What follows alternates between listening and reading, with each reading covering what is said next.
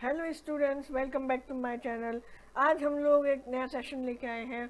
ये सेशन आपके सिलेबस में नहीं है, ये आपके किसी भी बुक के अंदर नहीं है। एक्चुअली ये सेशन बहुत इम्पोर्टेंट है क्योंकि आज 4 अक्टूबर है और 4 अक्टूबर को हम लोग 4 अक्टूबर को हम लोग वर्ल्ड एनिमल डे बनाते हैं। वर्ल्ड एनिमल डे जिस दिन हम लोग ये कोशिश करते हैं कि लोगों को हम इन जानवरों के बारे में भी कुछ समझा सके कि आखिर इस धरती पे हमारे साथ साथ इन जानवरों की ज़िंदगी भी सुरक्षित होनी चाहिए। सिर्फ हमें जीने का अधिकार नहीं है, इन जानवरों को भी जीने का अधिकार होना चाहिए। लेकिन बहुत से लोग होते हैं, अब सबके दिमाग में नहीं, लेकिन बहुत से लोगों के दिमाग में ये बात बार बार आ रही होगी कि आखिर क्या ज़रूरत पड़ी कि इन जानवरों की रक्षा करें, हम इन जानवरों की हम क्यों सेफ्टी पे ध्यान दें। तो पहली बात, आप मेरे बहुत सारे एनिमल्स लवर होंगे, मैं जानता हूँ। I am also animal lover. लेकिन मैं यहाँ पे एनिमल लवर होके नहीं बोल रहा हूँ, मैं यहाँ पे एक ऐसे इंसान बन के बोल रहा हूँ कि हमें जानवर को बचाना इसलिए चाहिए क्योंकि जो भी है बात वो हम इस सेशन में समझेंगे। अभी बता दूंगा तो सेशन ख़त्म ही हो जाएगा। यहाँ पे आपको स्वान दिख रहा होगा, कितना प्यारा स्वान होता है ये एलिफेंट आपको दिख रहा होगा, आपने इंडिया में भी बहुत देखे होंगे। ये बियर दिख रहा है जो कि पोलर रीजन का दिख रहा है, पोलर बियर का है ये, लेकिन पोलर बियर है नहीं। और ये आपको यहाँ पे 2 जैबियार दिख रहे हैं। यहाँ पे आपको ये एक अजीब सा क्रिएचर दिख रहा है, बहुत से लोगों को इसका नाम नहीं पता होता, तो मैं बता देता हूँ। इसको रेड पांडा कहते हैं। ये इकलौता ऐसा पांडा है जो इंडिया में पाया जाता है। इसलिए आप ये मत कहा करिए कि इंडिया में पांडा नहीं पाया जाता, लेकिन रेड पांडा नामक एक पांडा जो कि हिमालयन रीजन में पाया जाता है वो इंडिया में है। लेकिन इनमें से आपको पता हो तो रेड पांडा, बियर, स्वान स्वान, एलिफेंट, ये ऐसे जानवर हैं जो एंडेंजर की लिस्ट में बहुत अच्छे से आ जाते हैं, जिनकी आबादी बहुत कम है। तो अब चलिए देखते हैं आखिर इस सेशन में हमारे साथ क्या क्या है, हमारे पास क्या है। एनिमल्स के बारे में हम अगर बात करें तो पहले हम थोड़ा साइंटिफिकली और इस चीज़ को समझ लें कि आखिर एनिमल्स है कौन। क्या हमने जो पिछली स्लाइड में ये जो जानवर देखे हैं, क्या बस यही एनिमल्स हैं या और भी एनिमल्स होते हैं? ये कुत्ते, डॉग्स, कैट, ये सारे भी एनिमल्स होते हैं। हाँ, एनिमल्स सिर्फ वही नहीं होते। एनिमल्स वो होते हैं जो मल्टी सेलुलर होते हैं, जो एक सेल से नहीं बने होते हैं। आपको पता होगा कि 2 टाइप के ऑर्गेनिजम्स होते हैं। एक होते हैं यूनिसेलुलर जो सिर्फ एक सेल से बने होते हैं, और एक होते हैं मल्टी सेलुलर जिसके अंदर बहुत सारे सेल्स होते हैं। ये यूकारियोटिक होते हैं। अब बहुत से बच्चे यहाँ कंफ्यूज हो जाएंगे कि ये यूकारियोटिक क्या होता है। तो यूकारियोटिक आप लेटेस्ट स्टडीज में पढ़ेंगे कि सेल्स के अंदर जो न्यूक्लियस होता है, कि हर ऑर्गेनिज्म में न्यूक्लियस हो ये इम्पॉर्टेंट नहीं है, क्योंकि एनिमल्स में न्यूक्लियस होता है, लेकिन एनिमल्स में होता है, प्लांट्स में होता है। लेकिन हम यहाँ पे बात किसकी करेंगे? यहाँ पे हम बात करेंगे एनिमल्स की। Organisms in the biological kingdom Animalia. अब बहुत से लोग कंफ्यूज होंगे किंगडम एनिमलिया क्या है, तो आप लोगों को बता दिया जाए। मैं पहले पेन का कलर चेंज कर लेता हूँ क्योंकि ये ठीक से दिखेगा नहीं। तो आप लोगों को बता दें कि किंगडम एनिमलिया भी आप लेटेस्ट स्टडीज़ में पढ़ेंगे कि बहुत सारे किंगडम के अंदर हमने बात रखा है ऑर्गेनिजम्स को। प्लांटेड किंगडम होता है जिसके अंदर हमने सारे प्लांट्स डाल रखे हैं। एनिमलिया किंगडम है जिसके अंदर हमने बहुत सारे एनिमल्स डाल रखे हैं। तो ये सारी चीज़ें आप लेटर स्टडीज़ में जाएंगे, तो मैं इसमें ज़्यादा डिटेल में नहीं जाना चाहूँगा। बस इतना आप समझ लीजिए कि ये मल्टी सेलुलर होते हैं, ये यूकारियोटिक ऑर्गेनिजम्स हैं, और ये किंगडम एनिमलिया में आते हैं।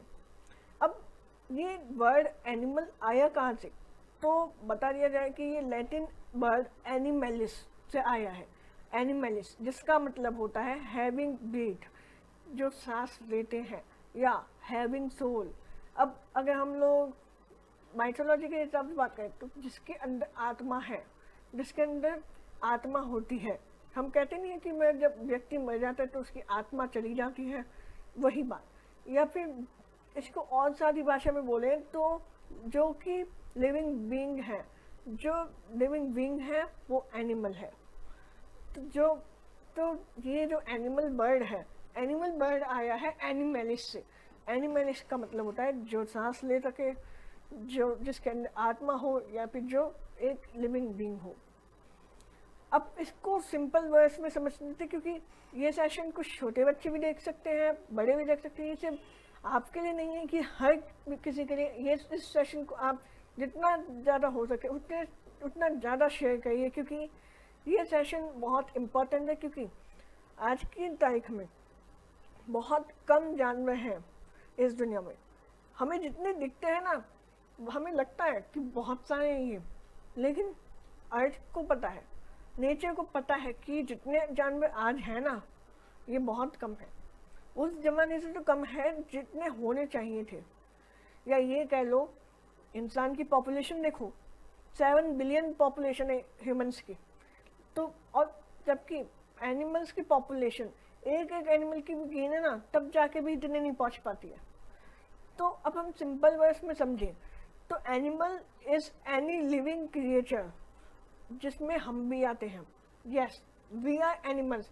अब बहुत से लोग होते हैं कि तू जानवर है क्या, ऐसे कह के गुस्सा हो जाते हैं कि, लेकिन एक बात को समझो, ये सच है, हम भी एनिमल्स होते हैं, हम भी एनिमल्स में आते हैं, वरना हम किस में आएंगे। इंसान कोई ऑर्गेनिज्म में कोई अलग से क्लासिफिकेशन नहीं है, एनिमल्स के अंदर ही हम आते हैं। हम भी एनिमल्स में मैमल्स हैं, और मैमल्स भी बहुत सारे होते हैं। लॉयन मैमल है, टाइगर मैमल है, एलिफेंट मैमल है, बहुत सारे मैमल होते हैं। तो हमें ये नहीं सोचना चाहिए, हमें ये सोचना चाहिए कि हम भी एनिमल हैं, वो भी एनिमल है, लेकिन हमने उनको दबा के रखा हुआ है। यस, हमने उन्हें दबा के रखा हुआ है। आज हमारी डोमिनेंसी इतनी ज़्यादा है कि आज हमें ऐसे ऐसे दिन देखने को मिलते हैं। आज हमें एनिमल्स डे बनाना पड़ रहा है, क्योंकि आज इनकी पॉपुलेशन बहुत कम है। हम भी एनिमल्स में हैं, और एनिमल वो चीज़ है जो लिविंग क्रिएचर है, बट प्लांट नहीं है। जो भी चीज़ प्लांट नहीं है ना, वो एनिमल में है। ये डॉग, कैट, गाउ, बफेलो, जितने भी एनिमल आप गिना लो, सारे एनिमल हैं। तो अब मैं आपको यहाँ पे कुछ दिखाया। यहाँ पे आपको एक ब्यूटीफुल स्लाइड दिखाई गई है जंगल की, जहाँ पे आप देख सकते हैं एनिमल्स कितने प्यारे होते हैं एनिमल्स। यहाँ आपको मंकी दिख रहा है, यहाँ पे आपको दिख रहा है मंकी कैसे पेड़ पे लटक रहा है। ये हाइना होते हैं, आपको पता होगा, और ये वाइल्ड बोर हैं। और ये देखो यहाँ पे आपको जेब्रा दिख रहा है, जेब्रा का बच्चा भी गया था भागते हुए। ये तो वहाँ स्लाइड वही चल गई है। अब हमें ये समझना है कि ये जो एनिमल हैं, इनकी ज़िंदगी देखो कितनी खूबसूरत ज़िंदगी है ना। कोई शोर शराबा नहीं। आप लोग बोलोगे नहीं, शोर शराबा तो होता है, इतना भौंकते हैं डॉग्स, इतना भौंकते रहते हैं, हमारे तो सर में दर्द करते हैं। लेकिन जहाँ सोचो, ये इतना भौंकते हैं, ये इतना दहाड़ते हैं शेर वगैरह, इन्हें परेशानी होती है क्या? हम जो इतने बड़े बड़े लाउड स्पीकर से गाने बजाते हैं, उसके सामने तो इनकी आवाज़ छोटी है ना। हम लोग इनके एक भौंकने से इतना गुस्सा हो जाते हैं, और ये हमारे लाउड स्पीकर का जवाब नहीं दे पाते हमें कि इनको कितना बुरा लगा है। देखो ये बच्चा डरा हुआ है लाउड स्पीकर का नाम सुन के। आप देख रहे हो यहाँ पे कि मैं कितनी शांति, इस वीडियो को देख के आपको थोड़ी बहुत शांति सी लग रही होगी कि ब्यूटीफुल नेचर बहुत ब्यूटीफुल है। आप देख सकते हो कितनी हरियाली है। इतनी हरियाली इंसान अकेले नहीं लगा सकता। तो क्या इन जानवरों की ज़िंदगी ऐसे ही खुशहाल है? तो इसका आंसर आपको नेक्स्ट वीडियो में मिलेगा। ये देखिए,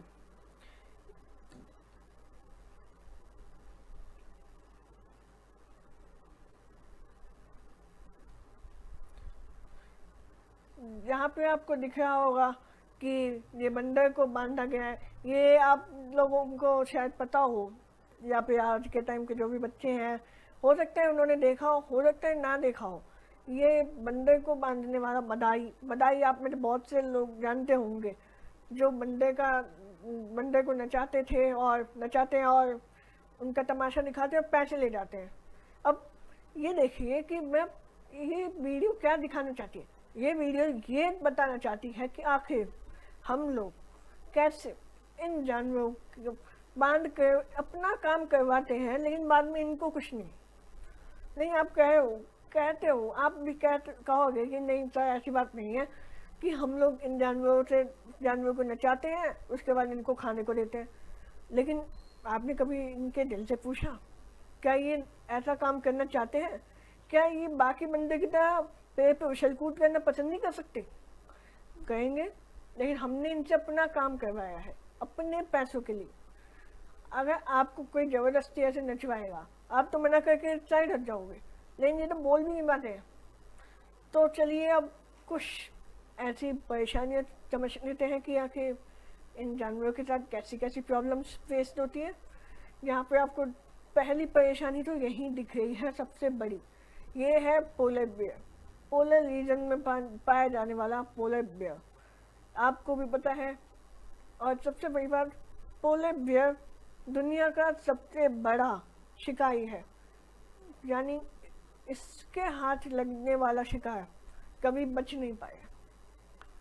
लेकिन आज आप ये देख रहे हो, ये पोलर बियर जहाँ रहता था, ये थोड़ा सोच में पड़ा हुआ है कि यार यहाँ मेरा घर हुआ करता था, मैं अपनी फैमिली के साथ यहाँ रहता था। लेकिन अब इतनी ग्लोबल वार्मिंग हो गई, इतना हमने पॉल्यूशन किया, ग्लोबल वार्मिंग हुई कि यहाँ की बर्फ़ पिघल गई।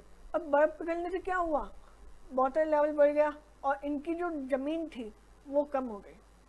अब ये चीज़ आप लोगों ने बहुत बार पढ़ी है कि मैं वाटर लेवल बढ़ जाता है, आइस पिघल जाती है। लेकिन उसका नुकसान क्या है, इन जानवरों से पूछो ना। हम लोगों ने उनके नुकसान ये पड़े हैं कि अगर आइस का लेवल ज़्यादा बढ़ेगा तो फिर सबसे पहले बाढ़ आएगी, बहुत सारी लैंड डूब जाएंगे, बहुत सारे छोटे छोटे टापू टूट जाएंगे। लेकिन इनका भी ट्रूथ है कि पोलर बियर, पेंगुइन, इन लोगों के साथ कैसा होता है उस टाइम, इन लोगों को घर नहीं मिलता। ये लोग कहाँ जाए, उतनी ठंड नहीं पड़ती जितने के लिए ये बने हैं, उससे कम ठंड पड़ेगी तो इनको परेशानी नहीं होगी क्या? हमें ज़रा सी गर्मी लगती है, हम एसी चला लेते हैं, लेकिन इन्हें जब ज़रा सी गर्मी लगती है तो ये क्या कर सकते हैं, ये एसी चला सकते हैं क्या? नहीं ना। अब ऐसी ही बहुत सारी, ये सिर्फ एक इकलौती प्रॉब्लम नहीं है, आजकल जानवरों के साथ प्रॉब्लम ही प्रॉब्लम चल रही है। तो उनमें से आज मैं कुछ प्रॉब्लम गिनाना चाहूँगा, और मैं जितनी गिना रहा हूँ ना, ये बहुत कम है। जितनी प्रॉब्लम्स मैं आज यहाँ दिखा पाऊँगा उतनी प्रॉब्लम्स तो जरा सी बात है, इससे ज़्यादा ही प्रॉब्लम्स होती हैं। जैसे सबसे बड़ी प्रॉब्लम पॉल्यूशन। आजकल पॉल्यूशन का लेवल इतना ज़्यादा हाई हो गया है, इतनी ज़्यादा कार्स बन गई, इतनी ज़्यादा मोटर कार हैं, इतनी ज़्यादा बाइकें हैं, इतनी ज़्यादा फैक्ट्रियाँ बन चुकी है ना आजकल अर्थ पे। आप लोगों को एक कहानी सुनाना चाहूँगा कि सिल्क मोथ नाम के एक एनिमल होता है, इंसेक्ट होता है, जिससे सिल्क मिलता है। तो वो जो मोथ है वो इंग्लैंड में पाया जाता था एक ज़माने में, अब भी पाया जाता है, लेकिन उस ज़माने में जब इंडस्ट्रियल रिवॉल्यूशन वो रिवॉल्यूशन है जिसने पूरी अर्थ को बदला है। कैसे बदला है? वो रिवॉल्यूशन है जिसमें टाइम टू टाइम हमें इतनी ज़्यादा टेक्नोलॉजी, इतनी ज़्यादा उस टाइम एडवांस हो रही थी जितनी अब नहीं है। उस टाइम से लेके ही अब ऐसी टेक्नोलॉजी आई है। अगर इंडस्ट्रियल रिवॉल्यूशन ना होता ना तो ऐसी टेक्नोलॉजी आज नहीं आ पाती, वो आने में और टाइम लग जाता। लेकिन अब इंडस्ट्रियल रिवॉल्यूशन से एक प्रॉब्लम सामने आई कि क्या था, इंडस्ट्री का कूड़ा इंडस्ट्री का कूड़ा क्या है, ये जैसे चिमनी है, तो मैं अगर यहाँ बना के दिखाऊँ, मेरी ड्राइंग वैसे अच्छी है नहीं, तो ये आपको ब्लैक जो दिख रहे हैं, ये आपको पता है कि इंडस्ट्री से कितना ज़्यादा धुआं निकलता है, बहुत ज़्यादा, सबको पता है। तो वो जो धुआं था उसका नतीजा क्या हो रहा था, जो हरे हरे पेड़ थे, ये जो हरे हरे पेड़ थे, पेड़ के पत्ते तो हरे हैं, वो कोई परेशानी नहीं है, लेकिन उसके ऊपर बहुत वो काले से होने लगी, टहनियाँ काली होने लगी, उनके टंक काले हो गए। क्यों? क्योंकि बहुत ज़्यादा पॉल्यूशन उस पर इकट्ठा हो गया था। हाँ, ये बात सच है, लेकिन इससे मौत को बहुत परेशानी हुई। क्या हुआ, पहले के टाइम में वाइट कलर की मौत ज़्यादा पाई जाती, ग्रीन कलर की मौत, एक एग्जांपल के लिए ले लेते हैं कि ग्रीन कलर की मौत ज़्यादा पाए जाते थे, लेकिन जब टहनियाँ बिल्कुल ब्लैक हो गई तो फिर वो मौत ग्रीन कलर के, तो शिकारी उनको पकड़ पाते थे आराम से। जब वो पेड़ पे लगते थे कि ये तो बिल्कुल ही अलग है, तो फिर पता चल जाता था। तो अब इससे प्रॉब्लम क्या था, इससे कंक्लूजन क्या आया सामने? इससे कंक्लूजन ये आया कि हमने अपने लिए जो काम करे हैं ना, उससे हमने ये नहीं देखा कि बाकियों को क्या प्रॉब्लम हुई है। Every day the by product of our daily life make their way by the air and water, सबसे ज़्यादा एयर और वाटर से होता है, into natural environment and become pollutant. आज की तारीख में हम लोग बहुत कूड़ा करने लगे, बहुत ज़्यादा। इतना कूड़ा आजकल हो गया है कि हमें बड़े बड़े गड्ढे खोदने पड़ते हैं उसको डालने के लिए, आपको भी पता होगा, या फिर उन्हें जलाना पड़ता है। अब जलाएंगे तो क्या होगा, धुआं होता है। हम लोग तो मास्क लगा के बस बच गए हैं, लेकिन ये लोग कैसे बचेंगे? क्या इन्हें आता है मास्क लगाना? नहीं। अब सबसे बड़ी बात, जो बात मैं कहना चाहता हूँ, हम हमेशा ये बात कहते हैं और ये बात साइंस भी मानती है, सबसे इंटेलिजेंट ऑर्गेनिज्म इस अर्थ पे, सबसे ज़्यादा इंटेलिजेंट लिविंग ऑर्गेनिज्म हम हैं। Humans are very intelligent organism. ये बात सच है, क्योंकि हमें बोलना आता है, हम लोग ये सारी चीज़ें में कंट्रोल कर सकते हैं, हम लोग टेक्नोलॉजी में जी रहे हैं, हम लोग इतना कुछ कर सकते हैं, लेकिन सबसे ज़्यादा बेकार भी हम ही निकल गए। ये कह लो सबसे कम इंटेलिजेंस दिखाते हैं हम लोग अंदर से तो इतने इंटेलिजेंट हैं, लेकिन बाहर से बहुत बेकार है। ये मैं नहीं कह रहा हूँ, ये वो जानवर कह रहे हैं जो जिनके घर पे आप लोग रहते हो। अब आप लोग सोचोगे कि हम लोग तो अपने घर में आते हैं, हम कहाँ किसी के घर में आए? जी हाँ, ये आपको आज लगा है कि आप यहाँ पे हमेशा से ऐसा शहर था। अपने माता पिता से पूछना, अपने मम्मी पापा से पूछिए, अपने दादा दादी से पूछिए कि वो बताएंगे आपको कि यहाँ पे पहले जंगल हुआ करता था, या वो बोलेंगे खेत हुआ करते थे, खाली ज़मीन हुआ करती थी, जानवर हुआ करते थे। और ये बात सच है। मैं जहाँ हूँ आज मैं आपको बताता हूँ कि मैं जहाँ हूँ वहाँ पे उस एरिया का फर्स्ट नहीं, लेकिन बहुत कम लोग वहाँ रहते थे। वहाँ पे कम लोग रहते थे और हम भी उसमें से ही थे। लेकिन वहाँ पे एक टाइम था जब मैं 5-6 साल का ही होऊंगा, और उस टाइम पे यहाँ पे बहुत सारे सांप आया करते थे, स्नेक, बहुत सारे स्नेक आते थे। लेकिन आज के टाइम में यहाँ एक भी स्नेक नहीं आता है। अब इसकी वजह, लोग सोचते हैं कि मैं अब इंसान जहाँ होगा तो सांप वहाँ आ गए। नहीं, इंसान जहाँ है वहाँ सांप नहीं आए हैं। हम जहाँ है ना, वहाँ पहले जंगल था। ये बात नहीं, आप किसी से भी पूछना, वो एक बार तो कहेगा ही कि पहले यहाँ पे सांप आया करते। क्यों? क्योंकि सांप को कैसे पता? सांप सर्दियों में तो मैं जमीन के अंदर चले जाते हैं, उन्हें क्या पता बाहर क्या हो रहा है। और बाहर हमने घर बना दिए पेड़ काट के। अब जब वो वापस गर्मी में वापस ऊपर आएंगे तो वो देखेंगे कि यहाँ पे तो मेरा घर हुआ करता था, तो वो घर कहाँ गया? वो घर ढूंढने के लिए हमारे घर में चलेंगे, और हमने ये इस बार डर गए कि वो हमें ना काटे, उसको मारते हैं, मार डालते हैं। बहुत से लोग मार डालते हैं, बहुत कम लोग हैं जो बुलाते होंगे किसी को या फिर कहीं दूर फेंकते होंगे, क्योंकि बेशक वो जहरीला है, उससे बहुत प्रॉब्लम हो सकती है। लेकिन इससे एक चीज़ तो सामने आई ना कि हमने ही उनके घर छीने हैं। वो हमारे घर में नहीं आते हैं, हम उनके घर में आए हैं, तो वो अपने घर ढूंढने आए हैं। तो ये गलती मत कहा करो। ये कहना तो गलती है कि हम उनके घर में नहीं हैं कि वो हमारे घर में आते हैं। देखा जाए ना, हम सब लोग हमेशा से जानवरों के घर में आए हैं। यहाँ पे भी कभी कोई जंगल हुआ करता होगा, हो सकता है। और ऐसा नहीं, बहुत से लोग कहेंगे कि नहीं हमारा घर तो बहुत पहले से ऐसा था। एक ज़माने में तो कभी जंगल था ना वो, एक ज़माना तो ऐसा गया ही होगा कभी कि वो जंगल था और वहाँ जानवर ही थे। पेड़ काटे, पेड़ और जो कटे पेड़ हैं उनसे घर बनाए और वहीं पे रह लिए हम। अब ये बात तो हो गई पॉल्यूशन। अब दूसरी वजह है over exploitation. It is the over use of animals, plants and it's product by human for self use.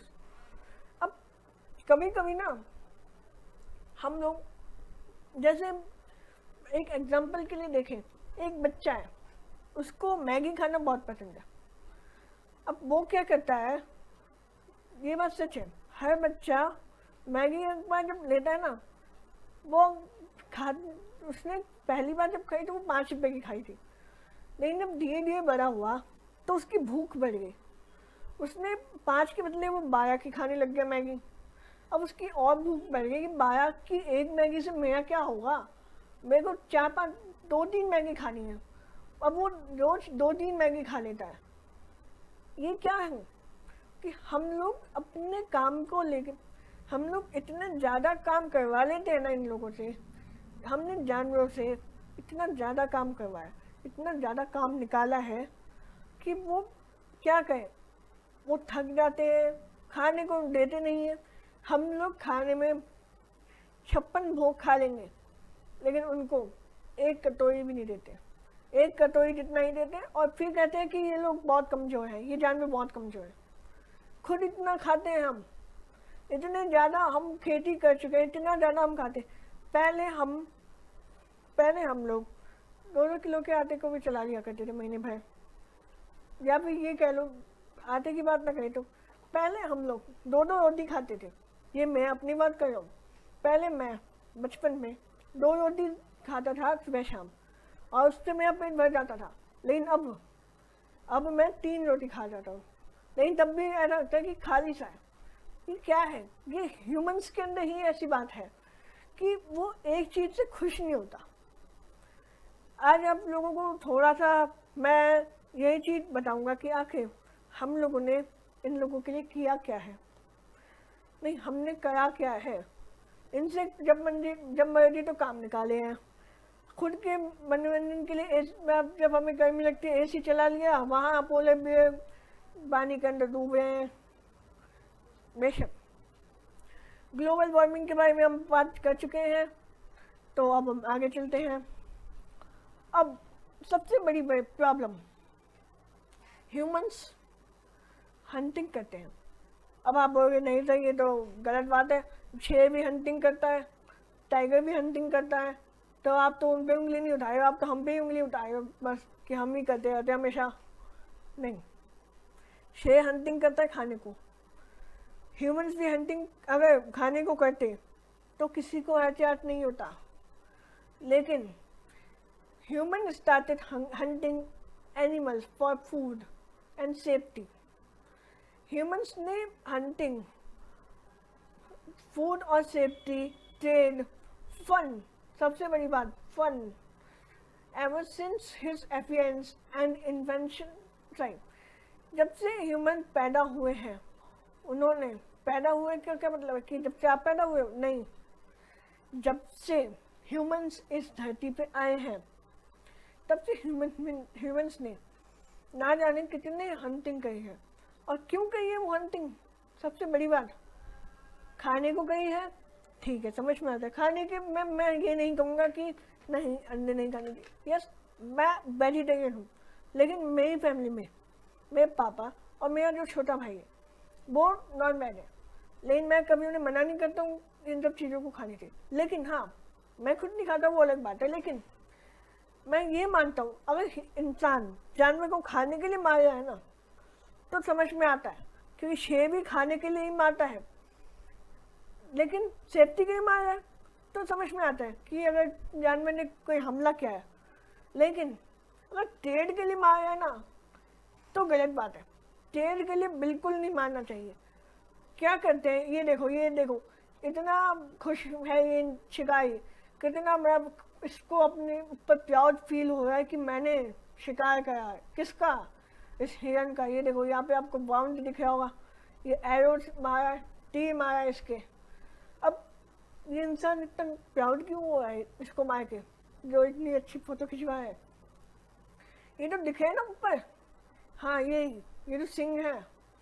ये सिंह की वैल्यू ना बाहर मार्केट में बहुत ज़्यादा है। मैं ये नहीं कह रहा हूँ कि तुम भी जाकर अंतिम का इससे पैसे मिलेंगे, नहीं। इसकी वैल्यू ज़्यादा क्यों है? क्योंकि ये नेचर से मिला है, क्योंकि ये जानवर का रियल है, नहीं तो हम नकली बना सकते।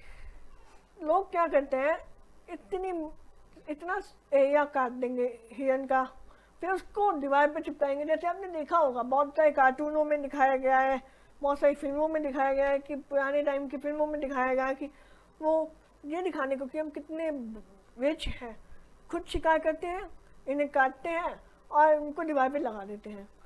क्यों? ये दिखाने को कि हम कितने बड़े हैं। लेकिन ये ट्रेड के लिए हमें ऐसे हंटिंग नहीं करनी चाहिए। हम ट्रेड के लिए इन जानवरों को मार रहे हैं, लेकिन कभी सोचो, क्या शेर ने कभी ऐसा किया है कि किसी शिकारी को मारा और उसको छोड़ दिया, मार के बस चला गया? नहीं। अगर मारा है तो खाया भी है। इससे ये चीज़ तो समझो, जानवर ने अगर दूसरे जानवर को मारा है तो वो भूख के लिए, और अगर भूख के लिए मारा तो मेरे को कोई एहतियात नहीं। चाहे वो इंसान ने भी अगर भूख के लिए मारा है ना, तो मुझे कोई परेशानी नहीं।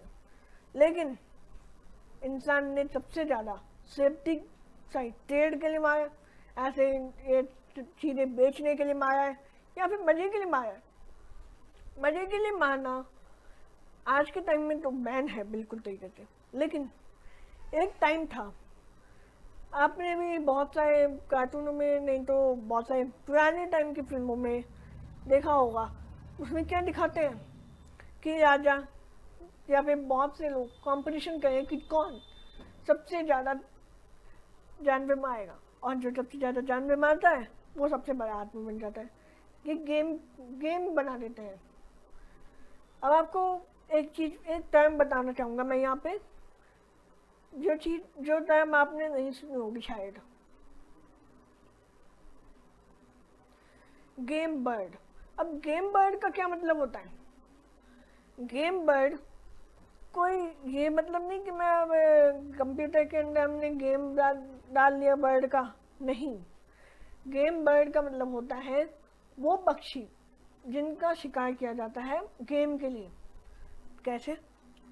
कि वो पक्षी उड़ रहे होंगे, तुम्हें इसे मारना है, और जो ज़्यादा पक्षियों को मार पाएगा, बर्ड्स को मार पाएगा, वो जीत जाएगा। अब ऐसे कौन से पक्षी हैं? सबसे बड़ी बात, हमारी नेशनल बर्ड पीकॉक इस लिस्ट में आती है, गेम बर्ड का बेस्ट एग्जाम्पल, ताकि आप लोग समझ सको कि कितना गलत है पीकॉक। लेकिन हम इन्हें क्यों मारते हैं? तो फिर हम इन्हें इसलिए मारते हैं कि मज़ा आता है कि कौन जीतेगा। इन्वेंशन ऑफ फायर आर्म्स, जब से इंसान ने आग की खोज की है ना, and recognition of hunting as a sport, जो कि मैंने कहा था, increase the needless killing of animals to alarming degree. हमने अब तक ना जाने कितने जानवरों की प्रजातियों को ख़त्म ही कर दिया है, लगभग भी ख़त्म कर दिया, कुछ को तो ख़त्म ही कर दिया है। लेकिन क्यों ख़त्म कर दिया? हमने जब से आग के बारे में पढ़ा। अब आग का यहाँ पे क्या लेना देना? आग का यहाँ पे बहुत अच्छा लेना देना है कि आग से हम पूरा जंगल जला देते हैं। जानवर क्या कर पाएंगे? पानी थोड़ी ना डाल पाएंगे जंगल में। अब कुछ कहेंगे कि सर हम आग क्यों लगाएंगे जंगलों में, हमें क्या?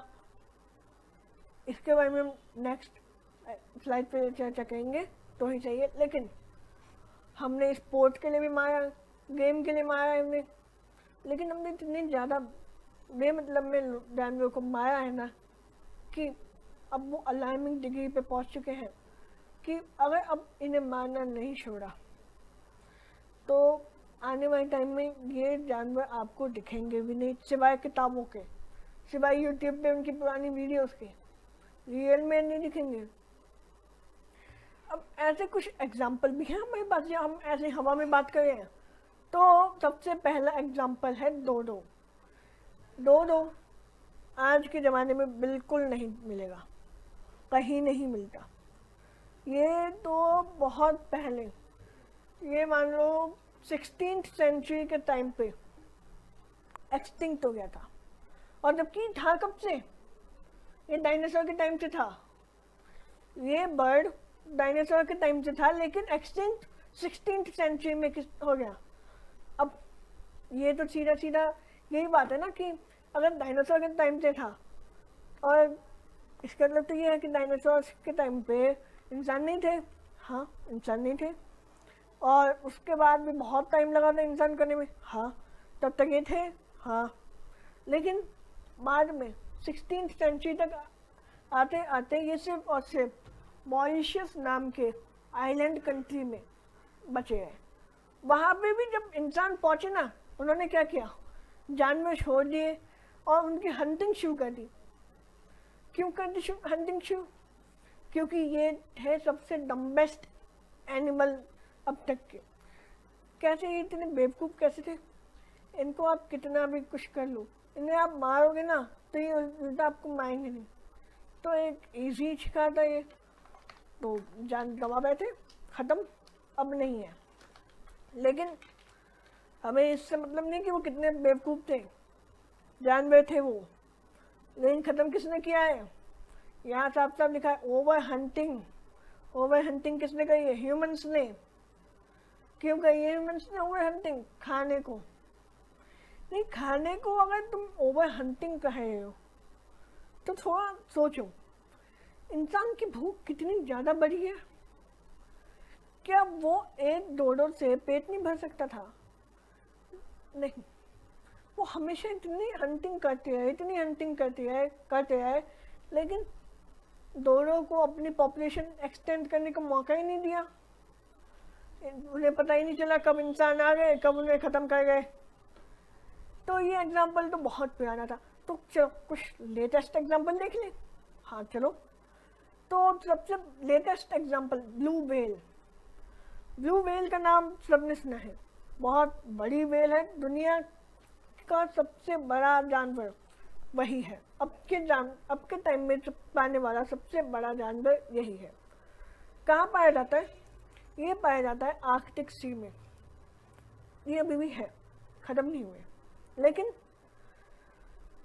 ये 2 लाख थे 1950 तक, इनकी पॉपुलेशन 2 लाख थी, बहुत ज़्यादा है।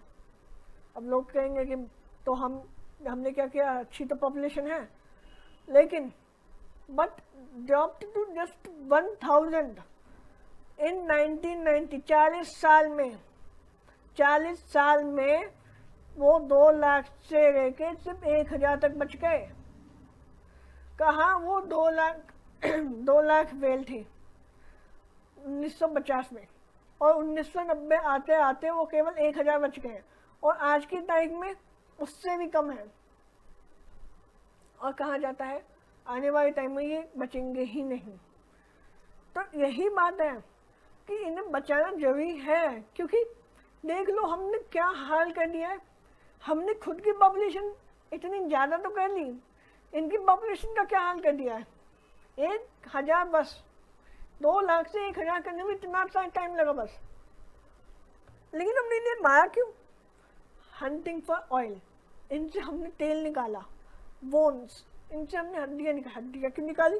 म्यूजियम में लगाने को हमने हड्डियाँ निकाली। लेकिन सोचो, म्यूजियम में लगाने को हमने हड्डियाँ निकाली, तो एक हड्डी निकालने, एक व्हेल मार दी, 2 व्हेल मार दी। अब क्या हर म्यूजियम में लगानी जरूरी है? नकली भी तो लगा सकते हो आप। जैसे आज के टाइम में आप लोग नकली हड्डियाँ लगाना पसंद कर रहे हो, उस टाइम में नहीं कर सकते थे? नहीं। लेकिन अब जाके लोग थोड़ा समझ रहे हैं कि ये चीज़ कितनी गलत करी है हमने। अब फॉरेस्ट फायर की जो हमने बात कही थी कि जंगल में आप देख रहे हो यहाँ पे क्या आग लग रही है। ये देखो धुआं दिख रहा है, कितना ज़्यादा पॉल्यूशन बढ़ रहा है। और ये देखो आग की लाइन जा रही है ऐसे, देखो क्या बात है। अब बहुत से लोग कहेंगे कि जंगल में आग तो अपने आप लगती है। हाँ, अपने आप लगती है। कौन कह रहा है कि आप लगाते हो? जंगल में आग अपने आप लगती है, लेकिन हमेशा नहीं। जंगल में आग 100-200 साल में एक बार लगती है, वो भी एक जंगल में। लेकिन it is held that forest fire resulting from human activity or naturally have caused the elimination of many species of wildlife in the past। वही बात है, इंसान क्यों जलाना चाहेगा जंगल को? ये चीज़ आप भी जानते हो, इतने भी भोले नहीं हो, मुझे भी पता है। सबको पता है कि अगर किसी से पूछें कि जंगल में आग क्यों लगानी चाहिए, वो यही कहेगा ताकि हम वहाँ पे खेत बना सकें, खाने को हमें मिलेगा, फैक्ट्री खोलने को मिलेगा, रहने के लिए जगह मिलेगी। लेकिन सोचो, हम यहाँ अपने घर खरीदने के लिए इतना लड़ते हैं, और ये जानवर अपने घर बचाने के लिए कितनी कोशिश करते होंगे। ये आपकी भाषा नहीं समझ सकते, हम इनकी भाषा नहीं समझ सकते, तो इसका मतलब ये तो नहीं है ना कि इनको जीने का अधिकार नहीं है। फॉरेस्ट फायर कभी कभी नेचुरली लग जाती है, मैं इस बात को मानता हूँ।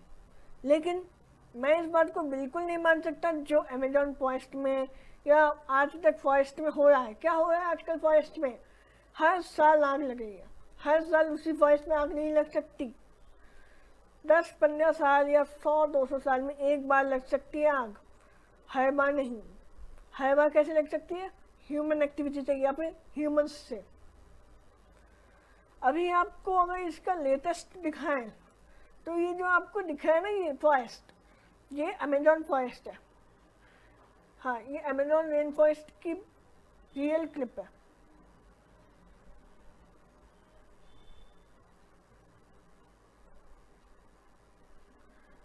अब अमेजोन रेन फॉरेस्ट, आपको भी पता होगा कि अमेजोन रेन फॉरेस्ट अर्थ की लंग है, लंग ऑफ द प्लैनेट माना जाता है। क्यों?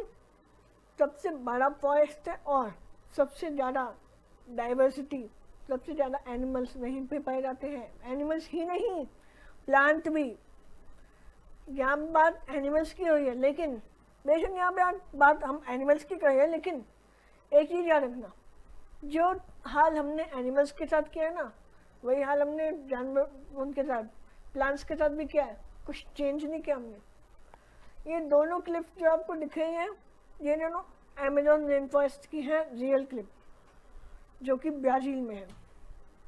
लेकिन बस ख़त्म नहीं, और भी बहुत सारे तरीके थे, हम बस इतना करके हम चुप नहीं हैं। और सिर्फ हमने ही नहीं परेशान किया है, बहुत सी वजह है, बहुत सारी वजह है कि जानवरों को प्रॉब्लम होती है।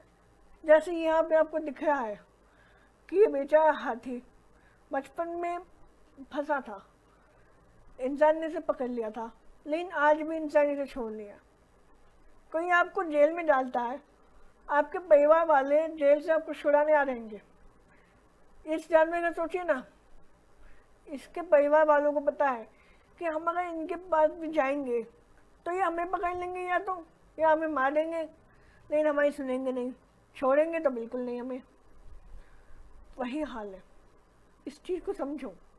जो हम ये सोचते हैं ना, अगर हम इन्हें ऐसे कैद करते हैं ना, तो एक चीज़ ये सोचा को, हम जब कैद होते हैं तो हमारा क्या हाल होता है? हमें बुरा लगता है, हमें आज़ादी चाहिए होती है। आज़ादी तो याद आया, अभी 2 अक्टूबर गया था, परसों गांधी जयंती थी, तो मैं एक चीज़ देखी। बेशक आई नो कि मैंने गांधी जयंती पे एक भी वीडियो नहीं बनाई है, क्योंकि मैं आज अभी तक इस बड़े प्रोजेक्ट पे काम कर रहा था जो कि मेरे लिए बहुत इम्पोर्टेंट था। क्योंकि गांधी जयंती तो बनती रहती है, देश के लिए लोग करने को तैयार है, लेकिन जानवरों के लिए थोड़ा लोग कम तैयार है ना, तो जानवरों के लिए भी करना जरूरी था।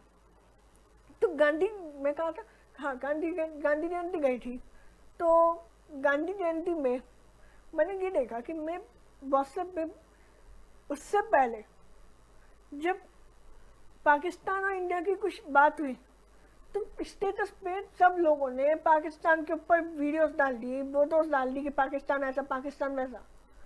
लेकिन मैंने एक चीज़ देखी, मुझे थोड़ा प्यार सा भी लगा बेशक, लेकिन मैं ये चीज़ मानता हूँ कि पाकिस्तान और इंडिया की लड़ाई गलत है। लेकिन इस बारे में हम कोई बात नहीं करेंगे आगे। मैंने ये चीज़ देख के अच्छा लगा मुझे कि हाँ, ये इंडियंस अपने देश को बढ़ाना चाहते हैं, कि हम अपने देश के कुछ करना चाहते हैं, कि वो ये कहना चाहते हैं कि हमारा देश महान है। अच्छी बात है, अपने देश के बारे में कुछ कहें तो कोई परेशानी नहीं मुझे। लेकिन गांधी जयंती गई, अब मैं ये नहीं कह रहा हूँ कि मैं गांधी जी का सपोर्टर हूँ, मैं वो नहीं कह रहा हूँ। मैं ये कहना चाहता हूँ कि फ्रीडम फाइटर होने के नाते ही सही एक भी व्यक्ति ने 2 अक्टूबर को स्टेटस पे ये नहीं लिखा हैप्पी गांधी जयंती या गांधी जी के बारे में कुछ। उन्होंने क्या क्या लिखा, हैप्पी बर्थडे, मैं यहाँ हूँ, मैं यहाँ हूँ, मैं वहाँ हूँ, ये कहो वो कहो। लेकिन किसी ने भी फालतू की स्टेटस तो लगा ली, लेकिन गांधी जी के बारे में किसी ने नहीं। ये देख के मुझे थोड़ा ये रहा कि अगर ऐसे रहा तो फिर तो आने वाले टाइम में आप लोग तो इंडिपेंडेंस डे भी भूल जाओगे। सच्ची में उस टाइम कल परसों को गांधी जयंती किसी ने नहीं सोचा। इनफैक्ट मैंने भी बहुतों से पूछा कि आज क्या है, तो उन्होंने ये नहीं बोला कि आज गांधी जयंती, उन्होंने बस यही बोला कि आज 2 अक्टूबर। अब वही बात है, ये इससे भी बुरा हाल तो इनका है एनिमल्स डे का। इसके बारे में तो किसी को पता ही नहीं होता, एनिमल डे भी होता है कुछ, इसलिए मुझे ये बनानी पड़ी वीडियो। तो मैं ये कहना चाहता हूँ कि गांधी जी ने या हमने उस टाइम में इतनी बड़ी लड़ाई लड़ी, क्यों लड़ी थी लड़ाई? ताकि हम आज़ाद हो।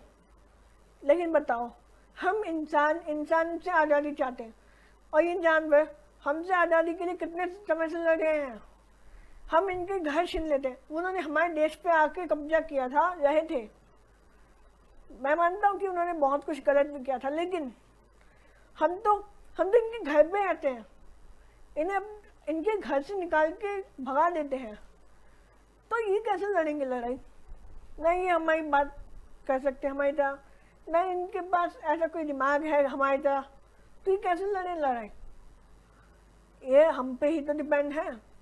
इनके बारे में किसको सोचना है? हमें सोचना है। तो कैसे सोचा हमने? तो उसके बारे में सोचने से पहले मैं आपको एक लिस्ट दिखाना चाहूँगा। ये रेड डेटा लिस्ट है जो कि 1500 से 2009 तक की लिस्ट है, जो विंगस्टन 2019 में निकाली गई थी कि आखिर कैसे कि हमने क्या किया। आज पहले हम समझते हैं एंथ्रोपोजेनिक एक्सटिंक्शन आप सबको पता है, विलुप्त होना। एंथ्रोपोजेनिक एक्सटिंक्शन का मतलब होता है extinction due to human, extinction due to humans. कि हमने कैसे एक्सटिंक्शन किया? It is referring to the extinction of species due to human activities such as hunting, हमने हंटिंग कही है।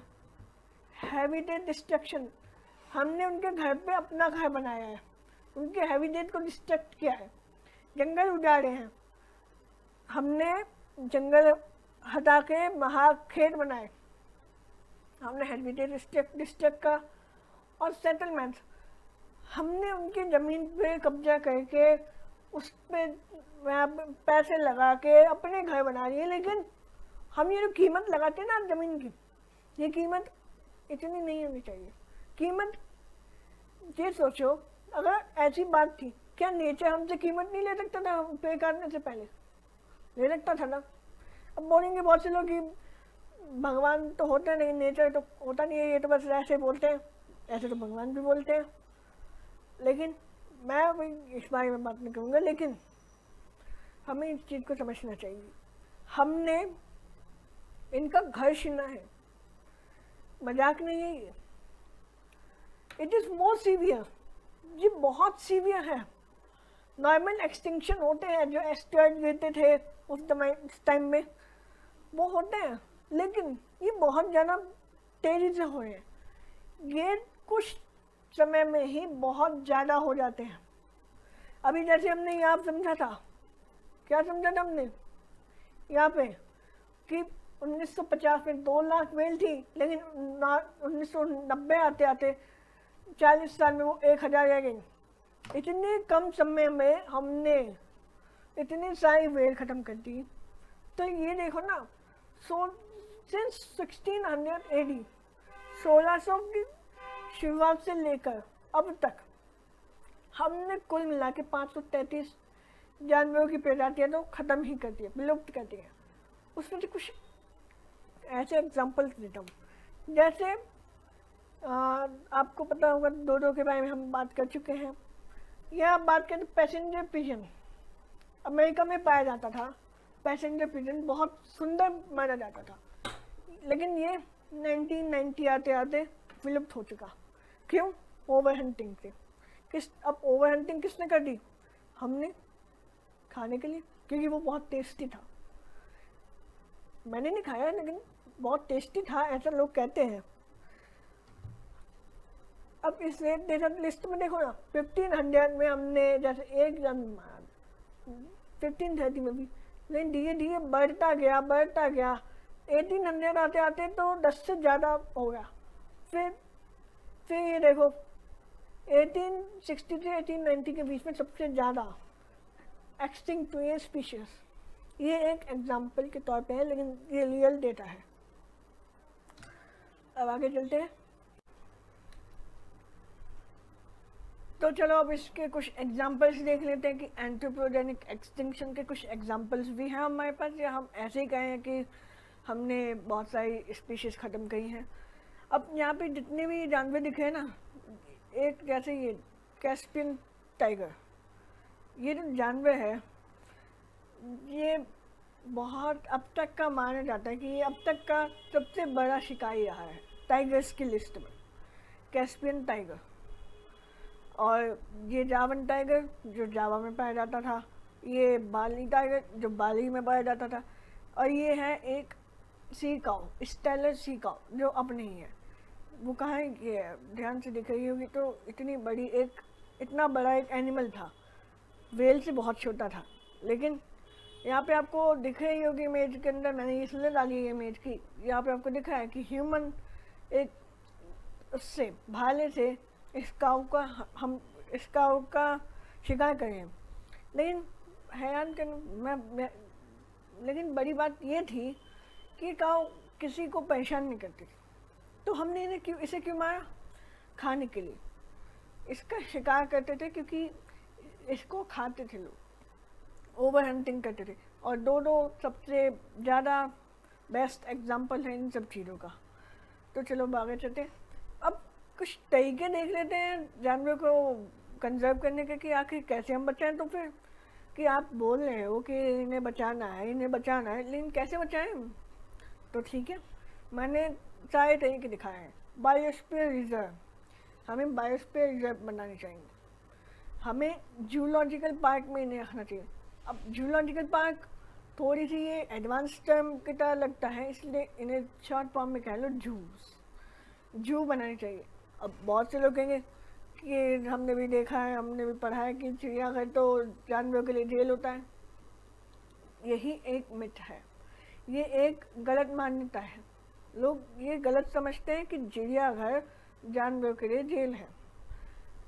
हम लोग कभी ये नहीं समझ सके कि आखिर चिड़ियाघर क्यों बनाए गए। प्रॉब्लम पता है क्या है?